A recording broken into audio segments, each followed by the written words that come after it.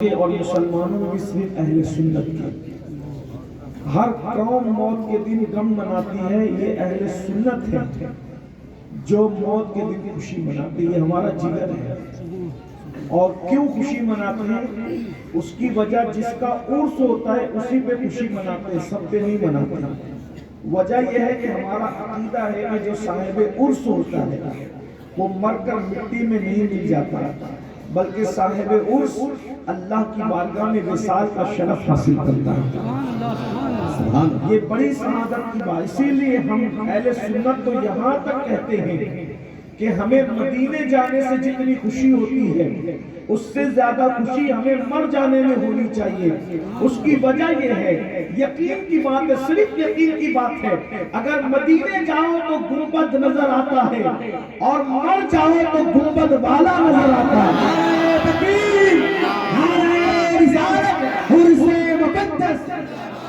گنبد کی زیارت کے وقت آپ کو کوئی ہٹا سکتا ہے، پیچھے کر سکتا ہے، مخل ہو سکتا ہے، لیکن جب مر کے قبر میں جاؤ، مرنے کی قیمت کتنی قیمتی ہے، وفا کی قیمت کتنی قیمتی ہے۔ جب مر جاؤ تو گنبد والا بے حجاب سامنے ہوتا ہے اور جی بھر کر انسان دیدار کرتا رہتا ہے۔ میرے امام کہتے ہیں قبر میں لہرائیں گے ہوگی جب طاعت رسول اللہ ہاتھ پھولے نہ سمائیں گے کفن میں آسی، قبر کی شب ہے کس گل سے ملاقات کی رات۔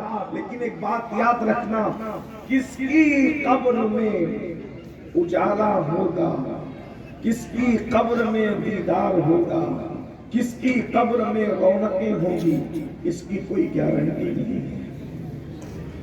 بڑی معذرت کے ساتھ بہت اللہ والے کہلانے والے ایسے ہوں گے کہ جن کی قبر میں سانپ اور بچھو ہوں گے، ہو سکتا ہے، اس لیے کہ اللہ والے کہلانے میں کسی کو دھوکہ ہو سکتا ہے۔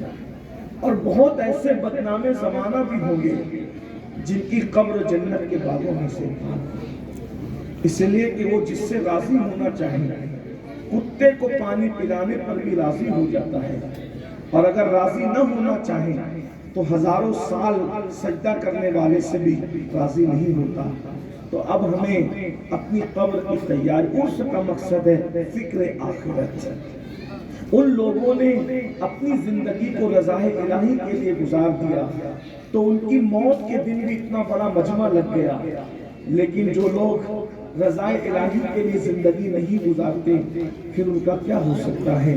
اللہ کے رسول صلی اللہ علیہ وسلم فرماتے ہیں کہ قبر انسان کو ایک دن میں 7 مرتبہ پکار پکار کر کہتی ہے، اے میرے اوپر اکڑ کر چلنے والے، اے میرے اوپر گناہ کرنے والے، اے میرے اوپر پاپ کرنے والے، اے میرے اوپر اللہ کی نافرمانی کرنے والے، ایک دن تو میرے اندر آئے گا، میرے سینے میں آئے گا، اس دن میں تجھے مزہ چکھاؤں گی، کیونکہ میں اندھیرے کا گھر ہوں، میں تاریکی کا گھر ہوں، میں سانپ اور بچھوؤں کا گھر ہوں، میرے اندر جو ہے کوئی مونس نہیں ہے، میرے اندر کوئی غمگسار نہیں ہے، میرے اندر کوئی غمخوار نہیں ہے۔ ایک دن میں قبر 7 مرتبہ پکار کر کہتی ہے۔ اور اگر آپ حق سننے کے لیے آئے ہیں تو ایک بات میں عرض کروں، شاعری کی کائنات الگ ہے، احادیث مصطفیٰ کی کائنات الگ ہے۔ ہم شاعری کی دنیا کا احترام ضرور کرتے ہیں لیکن اتنا ہی جتنا شریعت اجازت دیتی ہے، مگر احادیث کی دنیا پر ہمارا اتنا یقین ہے، کتنا یقین ہے، ہمیں اپنے ماؤں کا بیٹا ہونے پر جتنا یقین ہے اس سے زیادہ حدیث رسول پر یقین ہے۔ میرے بھائیوں، یہ جو آپ نے ہم نے سبق پڑھ لیا ہے، ادھر مریں گے ادھر جنت میں جائیں گے، پھر ہم کچھ کریں، جوا کھیلتے رہیں گے پھر بھی ہاتھ سے جنت نہیں جاتی، مسجدوں کو ویران کرتے رہیں گے پھر بھی ہاتھ سے جنت نہیں جاتی، ماؤں کو گالیاں دیتے رہیں گے پھر بھی ہاتھ سے جنت نہیں جاتی، نشہ کرتے رہیں گے پھر بھی ہاتھ سے جنت نہیں جاتی، کیونکہ آپ نے تو اس کا دامن پکڑا، اس کا پکڑا، اس کا پکڑا۔ لیکن آئیے آنکھ کھولنے کے لیے میں پوری ذمہ داری کے ساتھ صحاح ستہ کی ایک حدیث پیش کر رہا ہوں، جس کو شرح الصدور میں علامہ جلال الدین سیوطی رحمۃ اللہ تعالیٰ علیہ نے لکھا ہے، تھوڑا توجہ کے ساتھ اس کو سن لیں خدا کے لیے۔ اللہ اکبر، ابھی میں کسی کے مرید کی بات نہیں کر رہا ہوں بلکہ میں مرشد کی بات کر رہا ہوں، اور وہ مرید ہے تو کس کا؟ پوری امت کا مرشد ہے، اور مرید ہے تو کس کا؟ اس ذات کا، اللہ اکبر، جسے دنیا مصطفیٰ جان رحمت کہتی ہے، سید المعصومین کہتی ہے، شفیع المذنبین کہتی ہے۔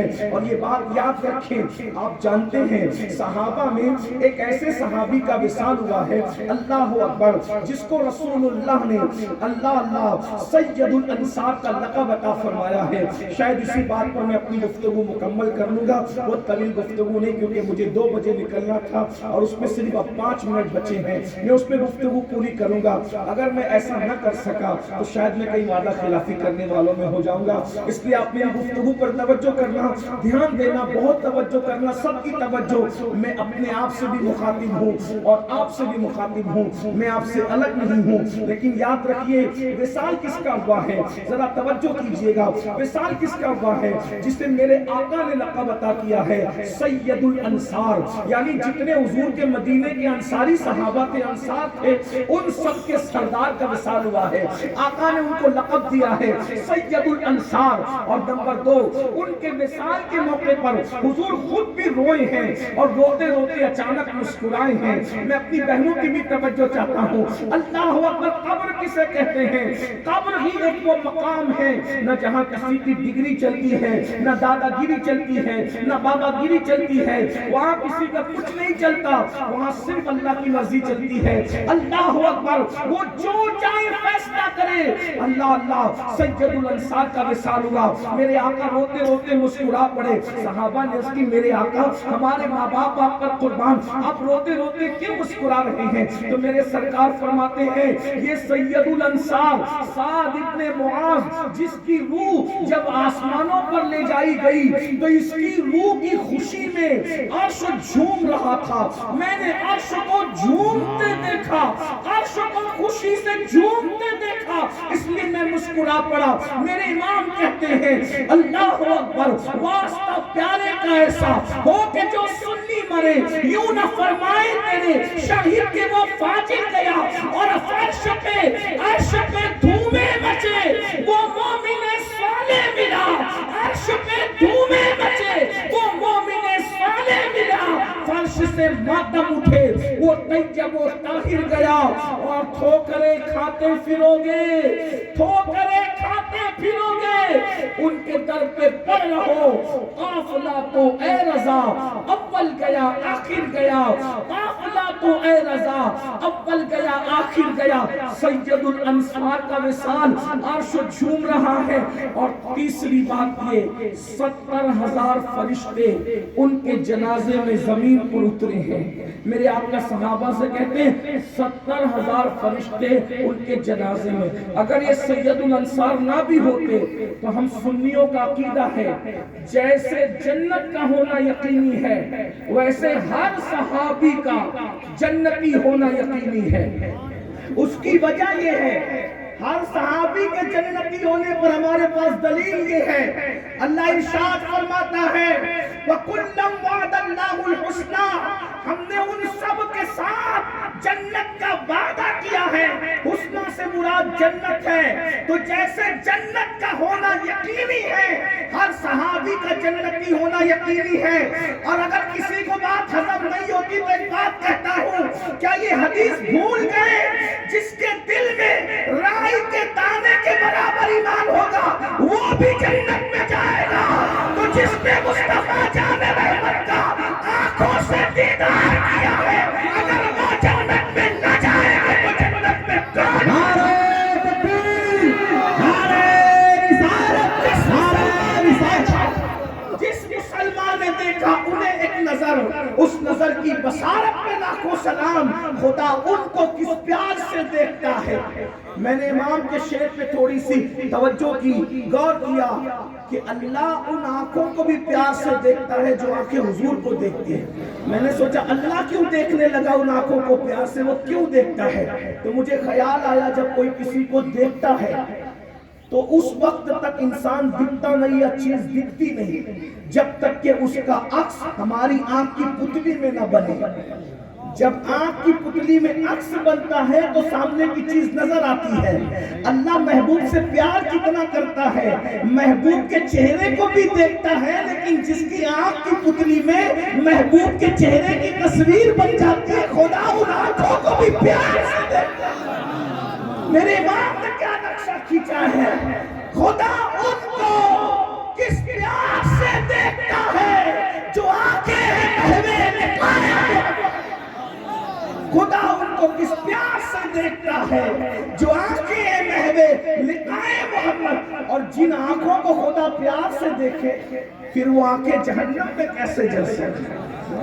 اس لیے جہنمیوں کو اپنی اصلاح کر لینی چاہیے. جو صحابہ پر بک کر کے کہیں سے وفاداری کا سرٹیفکیٹ حاصل کرنے کی کوشش کرتے ہیں, یاد رکھنا ایران کی وفاداریاں کسی کو جنت میں نہیں لے جا سکتی. اگر وفا لے کر جائے گی تو مصطفیٰ جان رحمت کی وفا جنت میں لے کے جائے گی. اور نبی کا سچا وفادار وہی ہے جو اہل البیت کا بھی ادب کرتا ہو, صحابہ کا بھی ادب کرتا ہو. اور وہ سچا مسلک اہل سنت کا ہے بیڑا پار. اصحاب حضور نجم ہے اور ناؤ ہے عطرت رسول اللہ. اصحاب نجوم رہنما ہے کشتی ہے آلے مصطفیٰ. عرض کر رہا تھا, توجہ کرے, میں نے وضاحت کر دی کہ ہر صحابی رسول اللہ کا جنتی. ہمارے سنیوں کے عقیدے میں دوسروں کی بات میں نہیں کرتا, کیونکہ مجمع سنیوں کا, جلسہ سنیوں کا, عرس سنیوں کا, بیٹھے سنی ہیں, دوسرے غیر ضروریوں کا ذکر ابھی میں نہیں کرتا. لیکن آپ کی توجہ میری طرف ہے تو میں بات کرنے لگا ہوں. کیا سید الانصار کا وصال ہوا, عرش جس کے وصال پہ جھوما, 70,000 فرشتے آسمان سے زمین پہ جس کے جنازے میں شرکت کے لیے. مجھے اس پہ اس لیے تعجب نہیں کہ اس سے بڑی فضیلت ان کو حاصل ہے. فرشتوں کا آنا بھی بڑی بات ہے, لیکن اس سے بڑی بات یہ ہے کہ ان کے جنازے میں حضور خود بھی چل رہے ہیں. جانے ملائکہ جس کے, جانے کائنات جس کے جنازے میں آ جائیں. اب بتائیں اس سے بڑا خوش نصیب کون ہو سکتا ہے. لیکن سنیو یہی عبرت کی بات ہے, جن کے رتبے ہیں سوا ان کو سوا مشکل ہے. یہی عبرت کی بات ہے جب حضور نے ان کو, حضور جب جس کے جنازے میں جائے, وہی اگر ہمارے کسی کے جنازے میں پیر صاحب آ جائیں, سید صاحب, سید بادشاہ جائیں, ہم کہیں یار کیا خوش نصیب ہے, پیر صاحب آ گئے تو بخشا ہی گیا. محمد علی فیضی مدعائے رسول آگے ہو تو بخشا ہی گیا, اور وہ فلاں صاحب آگے تو وہ بخشا ہی گیا. ایک بات یاد رکھنا, بخشا کون جائے گا. ایک بات, میں تبرکات کے بزرگوں کے آنے جانے کا احترام, ادب, نسبت سب کا قائل ہوں. مختصر اس میں کوئی صفائی نہ پیش کروں, صرف اتنا کہہ دوں, فکر رضا کے ہم وارث, فکر رضا ہماری محافظ. اس سے بڑی بات اور کیا ہو سکتی. لیکن ایک بات جو حقیقت ہے, امت کی تعلیم اور امت کی عبرت کے لیے حضور نے اس کو بیان کیا, اور جس کو حضور بیان کرتے اس کو ہم چھپا نہیں سکتے. اللہ کے رسول صلی اللہ علیہ وآلہ وسلم کا وہ صحابی سعد ابن معاذ جو سید الانصار, جس کے وصال پر عرش جھوم رہا ہے, 70,000 فرشتوں کا نزول ہو رہا ہے, اور اللہ کے رسول اس جنازے میں خود شریک ہے. حضور شریک ہے, صدیق اکبر شریک ہے, فاروق اعظم شریک ہے, عثمان غنی شریک ہے, مولا علی شریک ہے. یعنی یہ سب بڑے بڑے بزرگ. میں نے کہا جنت بھی رشک کی نظر سے دیکھتی ہوگی سعد ابن معاذ کو, جس کے جنازے میں اتنے بڑے بڑے لوگ شریک ہیں. لیکن جب قبر برابر کر دی گئی, حضور علیہ السلام قبر پر کھڑے ہو گئے. اللہ کے رسول کے چہرے پہ ایک رنگ آتا ہے, دوسرا رنگ آتا ہے, ایک رنگ آتا ہے, دوسرا رنگ آتا ہے. حضور کے چہرے پر مختصر یہ کہ پریشانی کے یا کچھ غم کے آثار, غم زدہ کے چہرے پر, غم گسار کے چہرے پر کچھ غم کے آثار نظر آتے ہیں. اور اللہ کے رسول علیہ السلام کی زبان سے ایک آواز ترتیب پاتی ہے, اللہ اکبر, اللہ اکبر, سبحان اللہ, سبحان اللہ, الحمدللہ, الحمدللہ. حضور تکبیر, تسبیح, تحمید پڑھتے ہیں, اور تھوڑی دیر کے بعد حضور علیہ السلام کے چہرے پہ پھر خوشی کے آثار ظاہر ہوتے ہیں. ان کا تو کام بن گیا. جس کی قبر پر حضور کھڑے تھے, صحابہ نے پوچھا آقا ان کے قبر پہ کھڑے تھے تو آپ کے چہرے پر کچھ پریشانی کے آثار کیوں ظاہر ہو رہے تھے؟ میرے آقا کا جواب سن لیجئے اور پھر اپنی قبر کی فکر کیجئے. میرے آقا فرماتے ہیں میرے صحابہ تمہارے اس نیک بھائی پر، نیک حضور جس کو نیک کہیں اس سے بڑا نیک کون ہو سکتا ہے، اس کا اندازہ کر رہے ہیں. لیکن یہ صرف تعلیم امت کے لیے صحابی کا درجہ بہت بڑا ہے، صرف تعلیم امت کے لیے. تمہارے اس نیک بھائی پر اس کی قبر تنگ ہو گئی تھی، تمہارے اس نیک بھائی پر اس کی قبر تنگ ہو گئی تھی. قبر نے اس کو دبانا شروع کیا. میرے آقا علیہ السلام فرماتے، شرح الصدور میں امام سیوطی نے لکھا، جب قبر نے سعد کو دبایا تو سعد اتنا پتلا ہو گیا جیسے بال، سعد بال کی طرح پتلے ہو گئے. غور فرمائیے گا، ابھی میں کسی پیر کسی مرید کی بات نہیں کر رہا ہوں، بلکہ سب مرشدوں کی جان، سب پیروں کی جان، مصطفیٰ جان رحمت کے مرید کی بات کر رہا ہوں. مرشد قبر پر کھڑا ہے، حالانکہ یہ قبر کا دبانا بھی درجات کی بلندی اللہ والوں کے لیے، اللہ والوں کے لیے درجے کوئی گستاخی نہیں، درجات کی بلندی. لیکن اپنی عبرت، ہماری عبرت، فرمایا وہ بال کی طرح ہو گیا. اور پھر دوسرے مقام پر امام سیوطی ہی نے لکھا کہ اگر قبر کے دبانے کے بچنے سے کوئی، قبر کے دبانے سے اگر کوئی بچ سکتا تھا، قبر اگر کسی کو نہ دباتی اگر کوئی بچ سکتا تھا یہی نیک بندہ تھا، مگر قبر نے اس کو بھی دبایا. اور آقا نے ایک مقام پر اور ارشاد فرمایا، قبر نے سعد کو اتنا دبایا کہ اس کی ہڈیاں ایک دوسرے میں مل گئی. آقا نے فرمایا کس کی؟ جس کے وصال پہ عرش جھوم رہا ہے مسرت سے، جس کے جنازے میں 70,000 فرشتوں کا نزول ہو رہا ہے، جس کے جنازے میں سید المعصومین مصطفیٰ جان رحمت خود تشریف لا رہے ہیں. قبر ان کو بھی دبا رہی ہے. اور آقا فرماتے اتنا دبایا کہ ہڈیاں ایک دوسرے میں پیوست ہو گئی. صحابہ کرام نے عرض کیا قبر نے ان کو کیوں دبایا، ان کے دبانے کی وجہ کیا تھی؟ تو میں احتیاط کے ساتھ، چونکہ میرا مسلک سراپا ادب پیغام بھی پہنچ جائے، ادب کا دامن بھی نہ چھوٹے، تشریح کے ساتھ بس کروں. بے احتیاطی میں لاشعوری طور پر یہ پیشاب کے چھینٹوں سے بچ نہیں پاتے تھے. یعنی جب یہ استنجا کرتے یا بکریاں چراتے یا بکریوں کے پیشاب کے چھینٹے آتے یا خود پیشاب کے چھینٹے آتے تو لاشعوری طور پر، جان بوجھ کے نہیں کیا، لاشعوری طور پر یہ پیشاب کے چھینٹوں سے بچ نہیں پاتے تھے. اس لیے قبر نے اتنا دبایا کہ ان کی ہڈیاں ایک دوسرے میں پیوست ہو گئی. قبر نے اتنا دبایا کہ یہ بال کی طرح ہو گئے. اب آپ مجھے بتاؤ مسلمانوں، اب بھی ہم عبرت حاصل نہیں کرتے؟ اب بھی ہم جنت کے ٹھیکیدار بن کے رہیں گے؟ ارے صحابی رسول، ان کے مرتبے تو بہت بڑے، وہ جنتی لوگ ہیں، حضور کے یار ہیں، یقینی جنتی ہیں وہ لوگ. اگر لاشعوری طور پہ پیشاب کے چھینٹے سے نہ بچے تو قبر ان کو دبا رہی ہے. ایک مقام پر آقا نے فرمایا قبر کے دبانے کی آواز انسان اور جنات کے علاوہ ساری مخلوق نے سنا.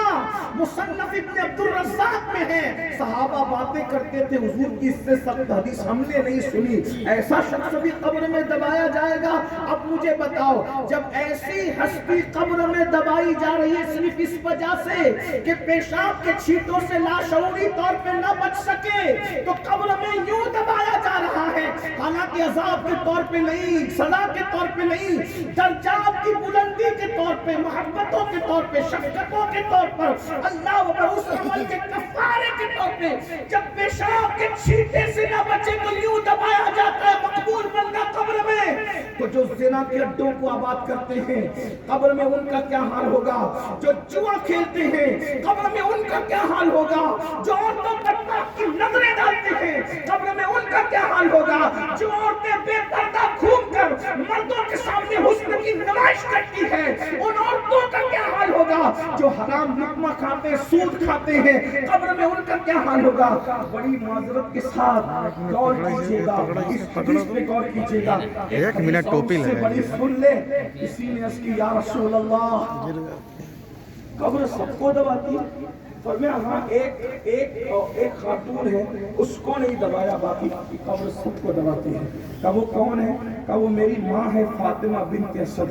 یہ مولا علی کی امی ہے، حضور علیہ السلام کی چچی ہے. حضور ان کو چچی نہیں کہتے تھے بلکہ ماں کہتے تھے، یہ میری ماں ہے، میری ماں آمنہ کے بعد میری ماں ہے، اس نے مجھے پالا بیٹے کی طرح۔ کہا میری ماں فاطمہ بنت اسد کو قبر نے نہیں دبایا، باقی سب کو دبائے گی اور سب کو دباتی ہے۔ تو صحابہ نے عرض کی حضور آپ کے بیٹے قاسم کو بھی قبر نے دبایا کیا؟ غور کیجیے گا، اگر آپ حدیث پر ایمان لائے ہیں اور اپنی قبر کا خیال ہے تو تھوڑا سا غور کر لیں۔ بہت پاپی ہو گئے، بہت مجرم، غیبت، چغلی، حسد، پوری زندگی فجر میں مسجد نہیں جاتے۔ نبی کے بیٹے قاسم، سگے بیٹے قاسم، کہا حضور آپ کے بیٹے قاسم کو بھی قبر نے دبایا کیا؟ آقا نے فرمایا قاسم تو عمر میں بڑے ہو گئے تھے، ان سے چھوٹے بیٹے جس نے بہت چھوٹی عمر میں وصال پایا، دودھ پیتی عمر میں، جسے دنیا ابراہیم بن محمد کہتے ہیں، اس کو بھی قبر نے دبایا۔ میرے اس بیٹے کو بھی قبر نے دبایا، وہ بھی قبر کے دبانے سے محفوظ نہ رہا، اس کو بھی قبر نے دبایا۔ قبر نے اس کو، غور کیجیے، حضور کا صدا بیٹا ہے۔ ابھی نہ کسی پیر کی بات ہو رہی، نہ کسی مرید کی بات ہو رہی۔ مسلمانوں ہم کہاں ہیں؟ ہم نے آخرت کی فکر ہی چھوڑ دی۔ آسان نہیں ہے قبر، یہ جو اچھل کود ہے، داڑیاں مڈانے کے بعد بھی، حرام کام کرنے کے بعد جنت ہاتھ سے نہیں جا رہی۔ پورے پاپ کرو، جرائم کرو، شراب پیو، موبائل کے اندر گندی فلمیں دیکھو اور قبر میں حضور آئیں گے۔ میرے بھائی حضور کے بیٹے کی بات ہو رہی ہے، شہزادے کی بات۔ فرمایا کہ اگر حضور کے بعد کوئی نبی ہوتا ہے، ایک روایت تو وہ جو ہم بہت مشہور سنتے کہ فاروق اعظم لا نبی آبادی ہے، یہ بھی فرمایا قاسم اور ابراہیم اگر حیات ہوتے اور بڑی عمر کو پہنچتے تو وہ نبی ہوتے، لیکن ختم نبوت کی اس لیے بچپنے میں ان کا وصال، یہ حضور کے شہزادے ہیں۔ البتہ اب اس کی تشریح اختتام پہ اتنا سن لو تاکہ آپ الجھ نہ جائیں۔ سیدہ عائشہ صدیقہ نے کہا یا رسول اللہ صلی اللہ علیہ وآلہ وسلم، قبر سب کو دباتی ہے، جس دن سے میں نے سنا مجھے کچھ اچھا نہیں لگا۔ فرمایا عائشہ دباتی تو سب کو ہے، سب کو دباتی ہے، لیکن جس سے اللہ ناراض ہوتا ہے اس کو ایسے دباتی ہے کہ اس کی ہڈیاں پسلیاں توڑ دیتی ہے اور ایک پسلی دوسرے میں کوئی چیز، لیکن اللہ جس سے راضی ہوتا ہے اس کو بھی دباتی ہے، مگر ایسے دباتی ہے جیسے کوئی ماں برسوں سے بچھڑے ہوئے بچے کو اپنے سینے سے لگا کر۔